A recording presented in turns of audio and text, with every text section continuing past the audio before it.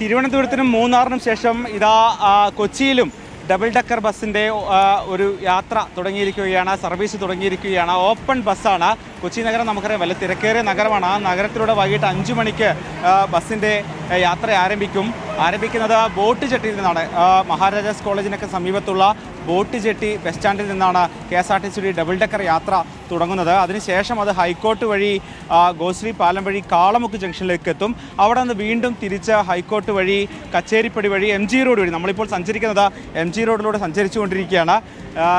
കൂടുതലും മാധ്യമപ്രവർത്തകരാണ്, അതോടൊപ്പം തന്നെ കുറച്ച് ആളുകൾ യാത്രയുണ്ട് എന്നാണ് നമുക്ക് തോന്നുക. മാധ്യമപ്രവർത്തകരൊക്കെ കൂടെയുണ്ട്, ഞാൻ കാണുന്നുണ്ട് പലരെയും. ഇപ്പോൾ നിലവിൽ വലിയ ബ്ലോക്കില്ല, പക്ഷേ ആദ്യമായിട്ടാണ് ഇതുവഴി ഇത്തരത്തിലൊരു ഡബിൾ ഡക്കർ ഓപ്പൺ ബസ് പോകുന്നത്. സ്വാഭാവികമായും മരച്ചില്ലകളും മറ്റും പല സ്ഥലങ്ങളിലും, പ്രത്യേകിച്ച് മഹാരാജാസ് കോളേജിൻ്റെ ഭാഗങ്ങളിലൊക്കെ തന്നെ മരച്ചില്ലകളും മറ്റും ഉണ്ടായിരുന്നു.